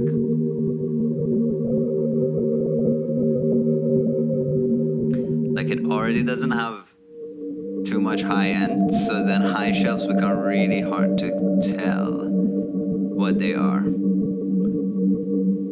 So I guess that's the issue with letting people choose their own audio for an EQ quiz.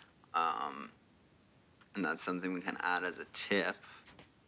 But what I did do is make this totally generate random numbers. So it won't always be the same filter, which I thought would be really lame when that was the thing. Yeah, there we go. Hello, everyone. I am back, but not for long. I'm going to the hospital now. Not that things are getting worse. It's just that my wife is on the wait for... and while she's waiting, we can be together. Because of COVID, I cannot really go into the hospital, or she cannot. It's just one of us. But while she waits, I can actually be there, so I'll go there. Okay. And that's it for me for now. I see you again tomorrow, Sure. Probably. If I have to cancel this stream, I'll let you know. But we'll see how these things go. And I think that we made a lot of progress here. And do you know what you want to do in terms of maybe you want to continue the stream or maybe for homework? Yeah. Do you have an idea of what you want to do? I thought I could like explain to people what I did on the main EQ that still does work, but then I feel like then I'd have to tell you next week, so I'll just leave it for next week and we'll call it an early day today. Okay. So I guess, can I assign you Sure. homework? Yeah, I guess the homework is we wrote the same number in 15 different ways. We wrote it in binary, we wrote it in hexadecimal, we wrote it in decimal, we wrote it using the tilde, the $ tilde stuff. We wrote it using OR, we wrote it using XOR, we wrote it using bit shift, the left less than operator. And what I want you to do is to review all of this and come up with your favorite way, the thing that you think expresses the intent better. Okay. Because some of these are super concise, they are short, but they are cryptic. Some of these are longer, but they are more explicit. And there is always a trade-off. Sometimes being too long and too explicit makes things too noisy. It's hard to figure out what's going on because there's just too much text. And when things are very short, it's only the initiated will understand. It's too hard for everyone who is human to understand. Right. So I wanted to review all of these, and now that you know how masks work and you know how to show and hide the sliders, you can, once you have determined what is the best way to represent these masks, you can do the more advanced things. So we know that in the game, and it's good that you are designing the game, you are the person who came up with the idea, so you know what you want in terms of which sliders to show and hide. And then you can have a single effect that will be all the difficulty levels. And in some cases, you will want multiple sliders for inputs and also multiple sliders for outputs. So you can go ahead and do that and show and hide all the sliders for all the difficulty levels. And then if you want, we can work together on wiring the rest of the game, the audio portion of the game with the sliders. Yeah, there are still some bugs and stuff. Like A is like clicking and popping. And yeah, the EQ that works, it works really nice. And actually I use this I have so many questions that I don't want to tell you because you have to go, because then we will get into a lot of questions. But I did figure out a way of making the frequency also adjust and the Q to also adjust using RAND. And then RAND, you put one of these pipes there, it strips the decimal. Yeah, we can talk about why that works in a future stream. I really have to leave now. My Uber was waiting for me. So thank you all. I'm sorry about having to leave early, but I see you all tomorrow on my channel if everything turns out for the better. Have a good one. Bye. Thank you.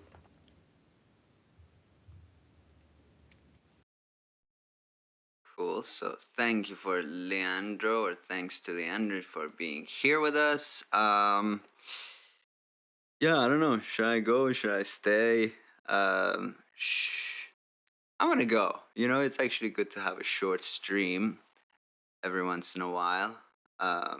So I'll do that. Bo, thanks for being with us. I think it's only you who's with us. Thanks for putting me on to Air Windows, Chris. His code is like way too advanced for my level of understanding of coding, but I just think the dude's kind of awesome. So thanks for that. And on that note, let's adios. Oh, silent treatment. I did want to use silent treatment, and I thought, let's do that. Why not? It's just me and you. Let's use silent treatment. Something happened that I decided against it. Let me see if I remember it. La la la la la la la la la. What was it that I did? That's okay. Let's turn off this gate. Hello. Hello, hello, hello, hello, hello, hello, hello. So yeah, I remember we adjusted the bias to get to the sweet spot. Sweet spot. Sweet spot.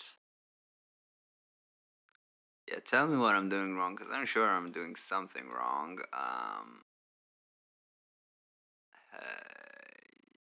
Hey, hey. Yeah, it did this clicky thing that it's doing. So I don't know why that's happening. So if I go to this gate, hello. So this one has a terrible attack. Sometimes it catches some bits of my attack. But sometimes it works okay. And then this one, it goes, hello. So as it's coming down, or if I just say something a little bit like this, it gets a little clicky. Do you hear that?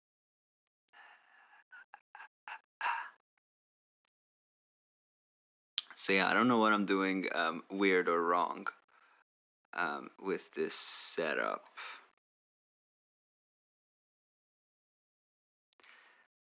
Oh, I need to up the bias level. There's a version 4 on your webpage. So yeah, so my bias is all the way up, and when I'm talking, it gets a little yeah, like sometimes it goes way above, and sometimes with the same volume if I speak, it kind of remains below. But yeah, I guess I will download version 4 and check that out. You know, we're all friends here. Let's check this out, because the first time I opened this code, I didn't understand anything. So let's see how much I understand now. Whoa, okay, already this is above my pay grade. RMS 24,000 divided by tempo.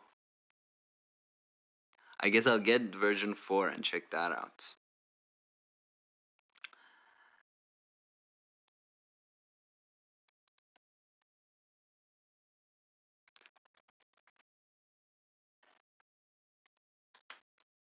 I'm doing this the hard way just to make Google have to look more for your page.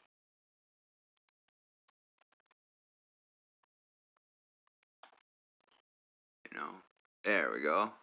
It does know where the things are.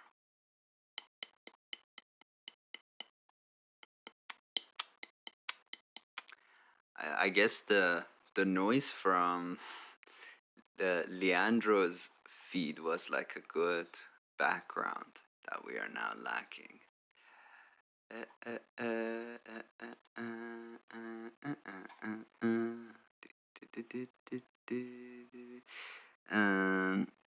It handles lower levels a bit better. I have other ideas for improvement as well. Lo.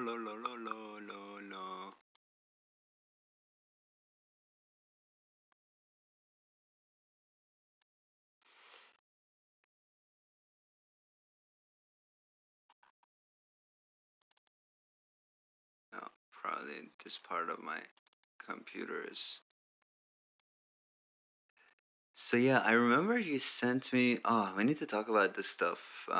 Cause I guess now my library also has, or not my library, but this EQ that we made is also now got whatchamacallit, like it imports a library. So yours is importing a bunch of stuff. It's importing one. So you're sending that to the user.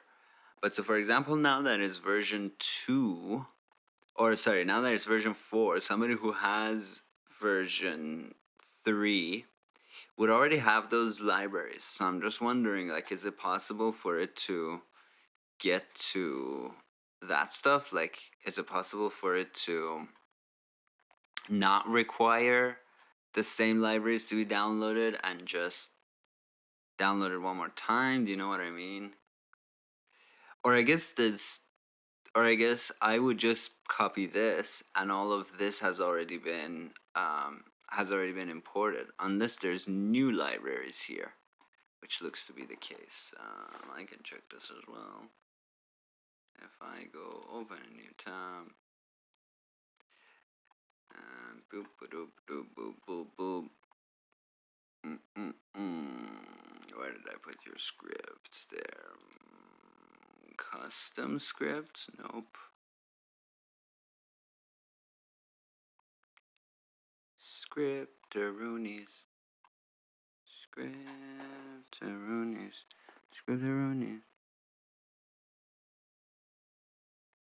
Yeah, I think so too. And I need to just remind myself where I put things, because I did change some stuff on here, and it's kind of a mess because I'm also trying to like make some sense of my own scripts and start to push them out.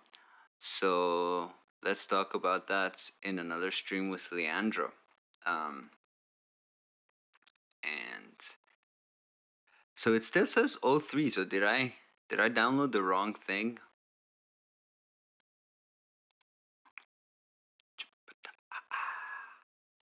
What if I just did a little bit of this?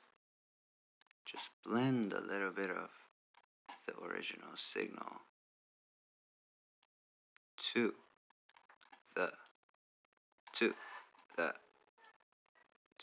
the thing, and ting to the thing, dee be doo be doody da up mana na slow down. Detection speed. Maybe I make the detection speed slower. Oh, that's nice. But when the gate is open, I still hear a little bit of crackleage. Like it's still kind of trying to like close it. I guess we'll then adjust the threshold there, fella.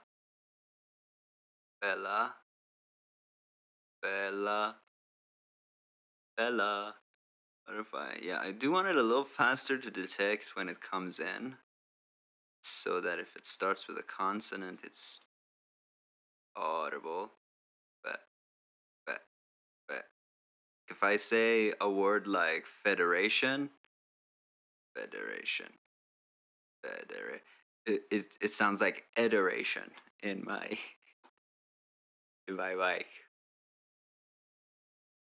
So yeah. And I may have downloaded the wrong script. So yeah, but anyway, let's call this a day and I will figure all this stuff out.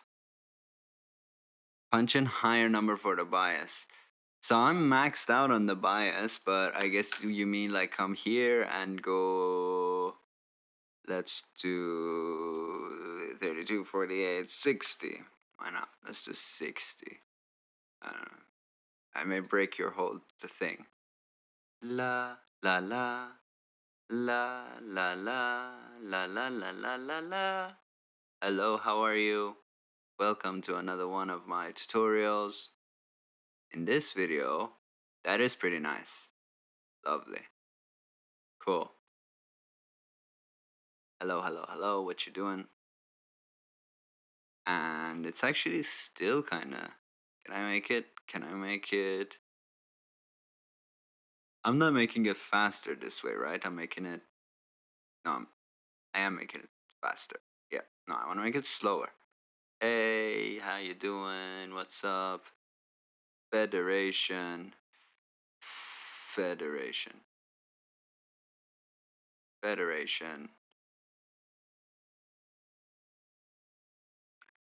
So also, yeah, like this visual thing kind of confuses me. Oh, because I have another gate on, dumbass. Hello. Yeah, you hear that? Like, as it's going down, it's doing this, like, crackly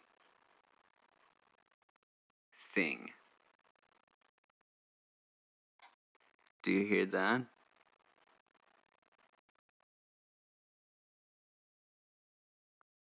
Oh, Leandro is watching the stream on the way to the hospital. So Leandro, this is a gate that Bo has written, and I think it was something that we both were like, yeah, something like this is missing in the world, where it's like a slower gate, so it doesn't need to react instantly. It's just kind of getting rid of the super like long kind of periods of pause and stuff. But as it goes down, there's that little crackle. I don't know if you hear that. And I guess let's play with the bias a little more. Hello, hello, hello. Less bias, less bias. A lot less bias. A lot less bias. Actually, a lot less bias made it nice. Hey, how you doing? How's it going? Forgot about it. Hello? It's still a little, that like little gibbert when it goes. Hello? Hello? Hello? Now it's not crackly, but now it's just then fast.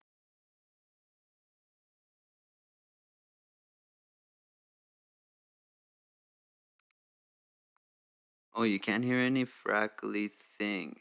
That's interesting.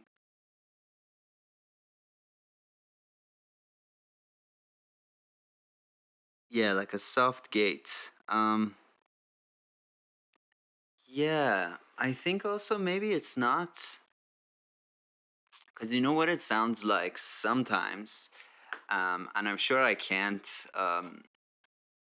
I'm sure I won't be able to reproduce this on a live stream very easily, but something I've noticed with ReaFIR is like sometimes if you do like a master fader, fade out, or just any kind of fade out, sometimes before the signal is fully dead, it starts to crackle a little bit, and I think that's got to do with I turned some settings off. Man, I'm just not remembering things. I turned some settings off that made that better.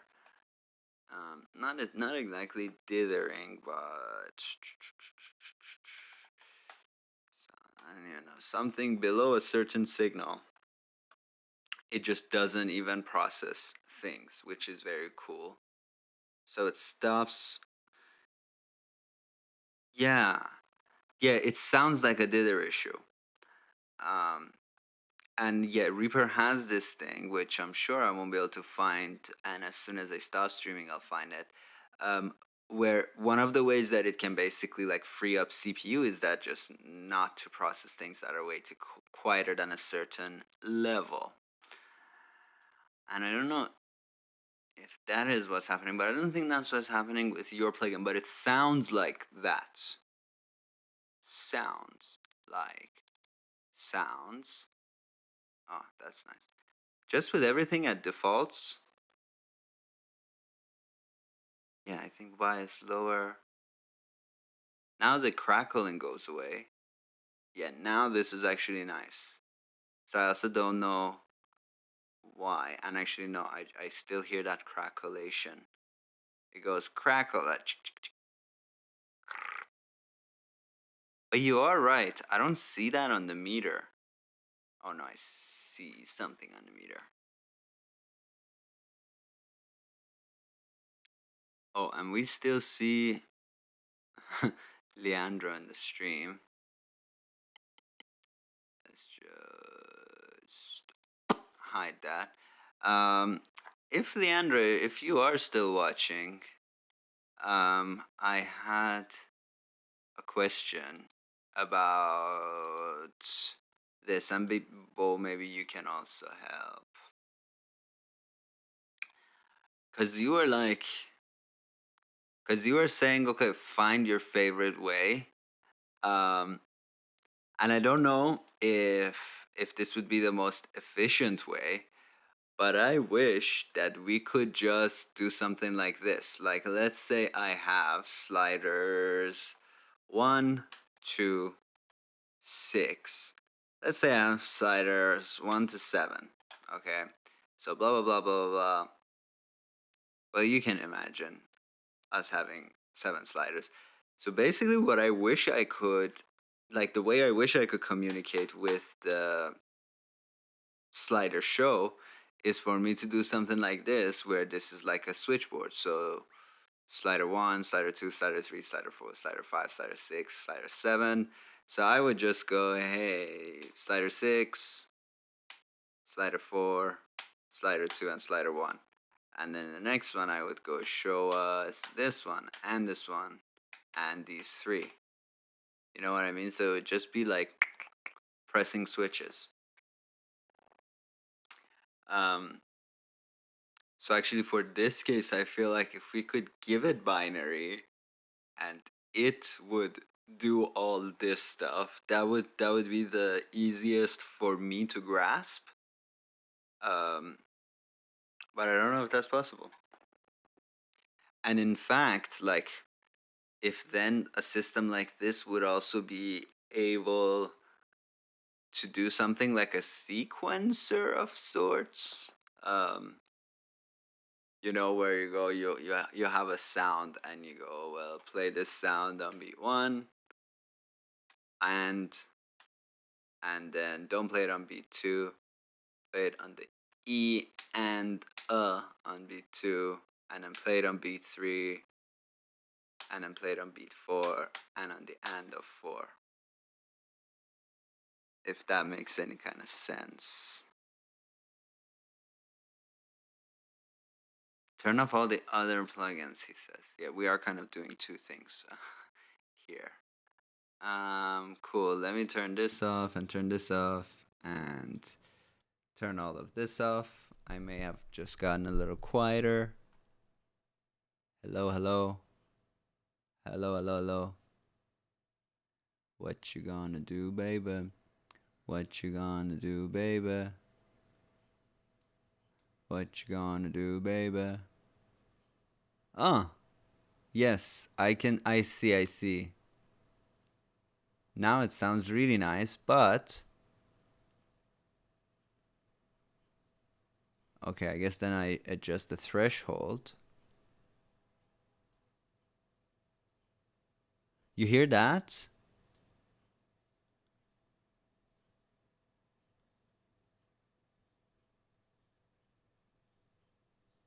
I'm just gonna turn this up so you can hear it.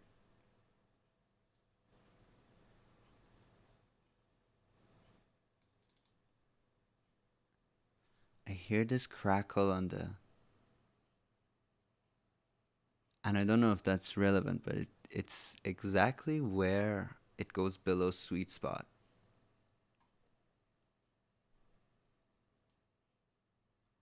Hello, hello. Hello, hello, hello.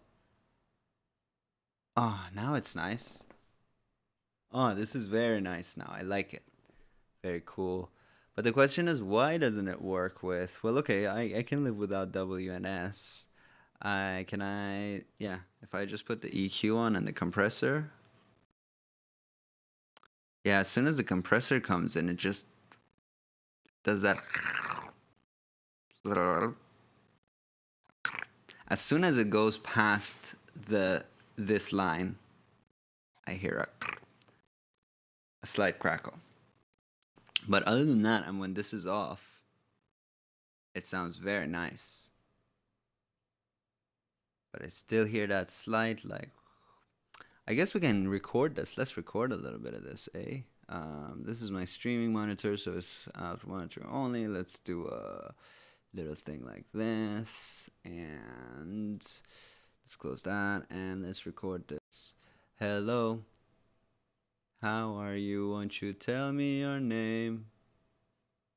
All day and all the night. I don't exactly know what I'm saying. I think I maybe having a stroke right now. Since we're recording, let's do one with the compressor on. Hello, how are you? This is a gate. All right. And I will turn this back off for a second, and hopefully everybody still hears me. Very ASMR-y. And I'll just make a copy of that, bring it over here. And let's look at this bad boy and see if the crackles are there. Hello. How are you? Won't you tell me your name?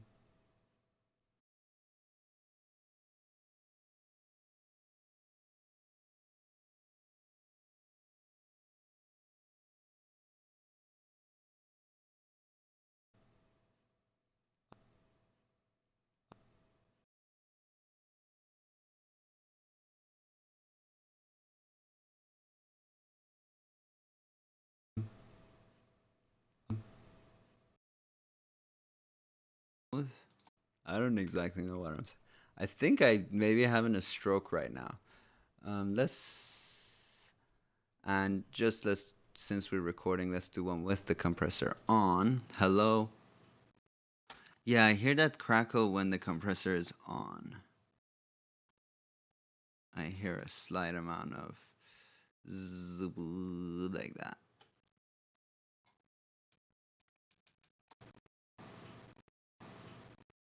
Yeah.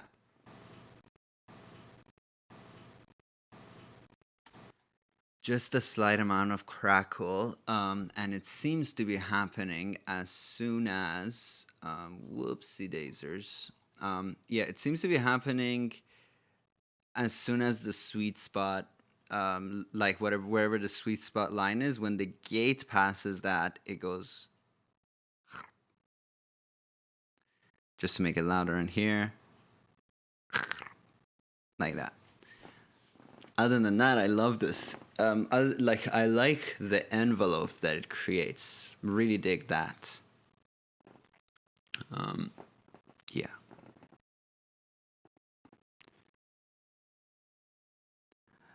Yeah, cool. Yeah, I'm always down to beta test stuff. I'm beta testing like a bunch of things right now. I'm also beta testing this thing called Vadi Sound Library, which is, I guess, similar to Soundly with some improvements, like being able to. I will do this later. Yeah, with like being able to just drag and drop samples and stuff like that. So that stuff is very cool, that you can do with it. But yeah, I'm still kind of like testing it, and they're actually gonna give me like a few months of like the premium version, so I get all the sounds and I can really kind of go through it. So yeah, if anybody needs any beta testing, come to me, because I love doing that. It's fun.